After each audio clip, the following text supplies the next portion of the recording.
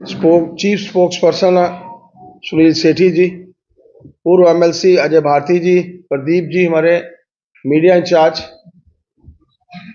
मित्रों, आज सुबह का जो जम्मू कश्मीर यूटी की असेंबली में जो वाकया हुआ, जिसमें सुबह एक रेजोल्यूशन ऑनरेबल एमएलएस के सामने जो था वो पेश किया गया और उस रेजोल्यूशन के माध्यम से कुछ विषयों के ऊपर बगैर चर्चा किए हुए,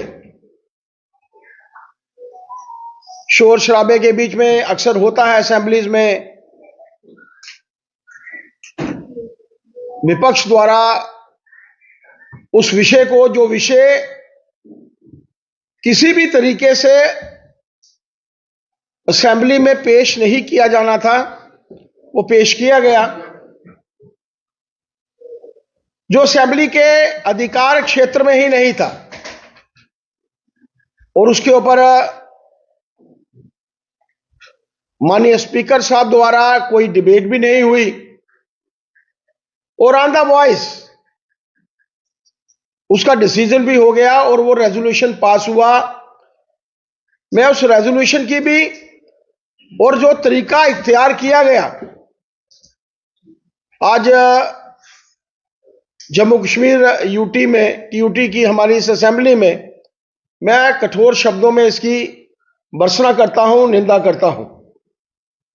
मित्रों, ये एक हमारी पार्लियामेंट के ऊपर क्वेश्चन मार्क जो है, सीधे तरीके पर जो एक रेजोल्यूशन पास किया गया, मैं पहले पैरे की एक लाइन आप लोगों के समक्ष पढ़ता हूं। Expresses concern over their unilateral removal. अब सबके ध्यान में रहना चाहिए कि 5 अगस्त 2019 को 370 जब निरस्त हुआ था, 35 से निरस्त हुआ था, वो कोई यूनिलैटरल डिसीजन नहीं था।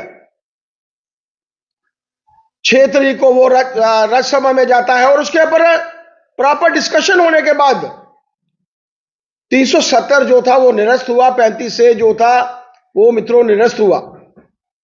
लेकिन आज जिस तरीके से असेंबली में इस विषय को रखा गया, ये हमारी पार्लियामेंट की भी जो है वो तौहीन है, ये ब्रीच ऑफ प्रिविलेज है। और इस प्रिविलेज में जो लोग भी, जिनके माध्यम से ये रेजोल्यूशन जो था वो असेंबली में रखा गया, जो लोग इसको सेकंड करने वाले थे, और उसके साथ साथ ऑनरेबल स्पीकर साहब भी, जिनके माध्यम से बगैर डिस्कशन के इस रेजोल्यूशन को जो है वो मित्रों पास किया गया। इसके ऊपर जो ब्रीच ऑफ प्रिविलेज है, डेफिनेटली इसके ऊपर एक्शन भी होना चाहिए, होगा भी। लेकिन मेरा मानना है कि जब हम लोग संवैधानिक तरीके से चुनकर आते हैं तो हमारे कार्य भी जो है संवैधानिक होने चाहिए, असंवैधानिक नहीं होने चाहिए। आज जिस तरीके का वातावरण आज जम्मू कश्मीर की असेंबली में बनाया गया, वो किसी भी तरीके से इस प्रदेश के हित में नहीं है। हम सब जानते हैं कि जो डिसीजन 5 अगस्त 2019 को हुआ था, वो एक इतिहास बन चुका है, और वो इतिहास के पन्नों में गई हुई कोई वस्तु जो है वो वापस नहीं आती। और असंवैधानिक तरीके से इस रेजोल्यूशन को जो है वो पास किया गया। मेरा मानना है कि जो एक्शन ब्रीच ऑफ प्रिविलेज के माध्यम से एक पार्लियामेंट में होना चाहिए, इस विषय को भी जो है वो होगा। और ये जो 370 जिसके बारे में आज और लगातार से लोगों के बीच में, आम जनता के बीच में आज ये एक डिस्कशन का विषय बन चुका है कि जो असेंबली इसको पारित करने की स्थिति में ही नहीं थी, उन्होंने इसको पारित किया, इस रेजोल्यूशन को पारित किया। आज इस विषय को आप लोगों के समक्ष में रखने के लिए आया था। और ये 370-35 से इतिहास का हिस्सा जो है वो बन चुके हैं और वो वापस नहीं आने वाले। ये जिन लोगों ने इसको पारित किया है वो भी समझते हैं, और खास तौर पर जिस तरीके से माननीय स्पीकर साहब ने ये विषय रखा कि मैंने देखा कि कांग्रेस के लोग भी इसके समर्थन में थे। तो मेरा मानना है कि कांग्रेस को भी, जो अपने आप को नेशनल पार्टी कहती है, अपने आप को कहती है कि हम देश के हित में बात करते हैं, और जो रेजोल्यूशन लाया गया उसके हक में अगर उन्होंने समर्थन किया है तो उनको अपना स्टैंड भी जो है वो क्लियर करना चाहिए कि क्यों तर उन्होंने इस रेजोल्यूशन के हक में जो है वो वोट दिया है। इस रेजोल्यूशन के विषय में जो भी बातचीत उनको करनी है वो डेफिनेटली आगे आकर, हालांकि इस विषय में उन्होंने अभी तक कोई बात जो है वो नहीं रखी है, ना अपने स्टैंड उनके फेवर में बोला है ना उसके विरुद्ध बोला है, लेकिन सीधे तौर पर आकर उनको मीडिया को बताना चाहिए कि वो क्या इसके पक्ष में है या इसके विपक्ष में है। मित्रों, आज इस विषय को लेकर माननीय चीफ स्पोक्स पर्सन के साथ, डिप्टी सीएम, पूर्व डिप्टी सीएम साहब के साथ, एमएलसी साहब के साथ और मीडिया सेक्रेटरी के साथ मैंने आप लोगों के समक्ष इस विषय को रखा है। आप में से कोई बातचीत करना चाहता है, कोई क्वेश्चन पूछना चाहता है? बिल्कुल। और ये विषय जो है आप लोगों के सामने है, मैंने इसलिए रखा क्योंकि जो असेंबली है ये that is being created by the statute, और जो भी स्टैट्यूटरी बॉडी है उसको स्टैट्यूटरली एक्ट करना होता है, संवैधानिक तरीके से एक्ट करना होता है, असंवैधानिक तरीके से एक्ट नहीं करना होता। ऐसे समय में डेफिनेटली हम लोग इस विषय को लेकर भी और चिंतित हैं। हम लोग इस विषय को लेकर 5 अगस्त 2019 के बाद जो डेवलपमेंट का वातावरण जम्मू कश्मीर में बना है, जो एक शांति का माहौल जम्मू कश्मीर में बना है, और आप सबके ध्यान में होगा कि एक इतना बड़ा चुनाव हुआ, कितने दिन लगातार चलता रहा, 90 सीटों के ऊपर चुनाव लड़ा गया, कोई अनटूवर्ड इंसिडेंट नहीं होता, क्योंकि इस और ड्यूटी को उस वक्त एलजी एडमिनिस्ट्रेशन के माध्यम से चलाया जा रहा था। जब आप लोग इन परिस्थितियों में वैसा एक्ट करते हैं तो कारण यही होता है कि जम्मू कश्मीर की अच्छी परिस्थितियां शायद कुछ लोगों को अच्छी नहीं लग रही, वो यहां का वातावरण कैसा रखना चाहते हैं, कैसा बनाना चाहते हैं। कांग्रेस का, नेशनल कॉन्फ्रेंस का स्टैंड 2016 में क्या था, आप लोगों के ध्यान में होगा। क्या वैसी परिस्थितियां क्रिएट करने की कोशिश हो रही है?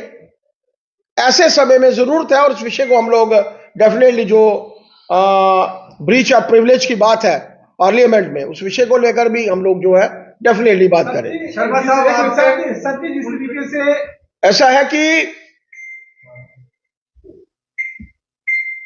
जो लाइंस उन्होंने लिखी है, जो लाइन मैंने पढ़ी है, expresses concern over their unilateral removal, तो वो 370 को लेकर, 35A को लेकर ही थी। तोड़ मड़ोड़ कर विषय को उन्होंने रखने की कोशिश की है,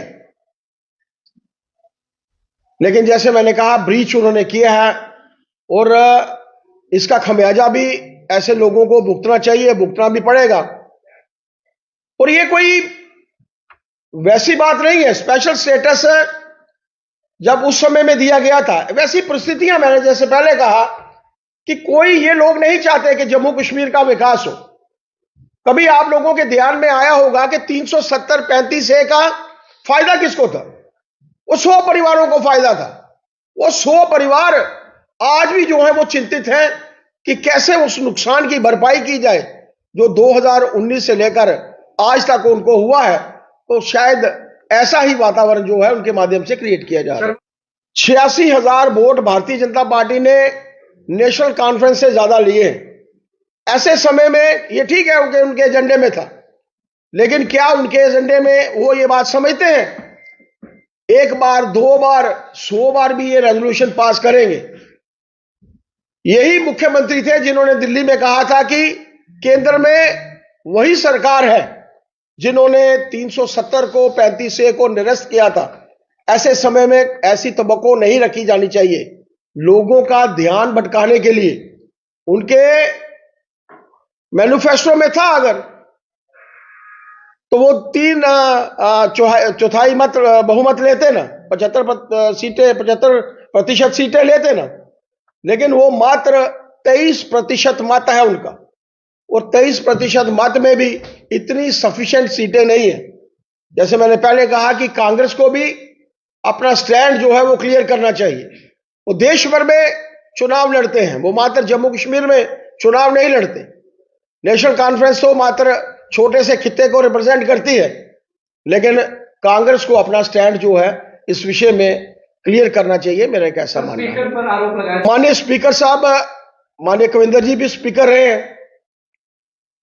3-3.5 साल का अंतराल मुझे भी विधायक रहने का मौका मिला है। स्पीकर किसी पॉलिटिकल पार्टी का नहीं होता, वो चुनकर अवश्य आता है किसी पॉलिटिकल पार्टी से विधायक बन के, लेकिन जब वो कुर्सी पर बैठता है तो उसे एज ए जज एक्ट करना पड़ता है। क्या डिस्कशन करवाना उनका काम नहीं था? क्या विधायक का काम है, विपक्ष का काम है शोर करना? तो ऐसे समय में जब 370 निरस्त हुआ, 35A निरस्त करने की बात केंद्र में रखी गई थी, उन्होंने विपक्ष ने शोर डाला था, लेकिन क्या डिस्कशन नहीं हुई थी? उसमें प्रॉपर डिस्कशन हुई थी। दोनों हमारे हाउसेज में प्रॉपर डिस्कशन करने के बाद इसको 370 और 35A को निरस्त किया गया था। और ऐसे समय में स्पीकर साहब ने भी, जैसे मैंने कहा, प्रिविलेज मोशन जो है वो लगेगा, जो ब्रीच ऑफ प्रिविलेज है, डेफिनेटली उसके ऊपर हम लोग भी बात रखेंगे, और वो होना ही चाहिए, क्योंकि ये जो लोग चुनकर आते हैं उन्हें पता होना चाहिए कि कैसे हम लोगों को एक्ट करना है।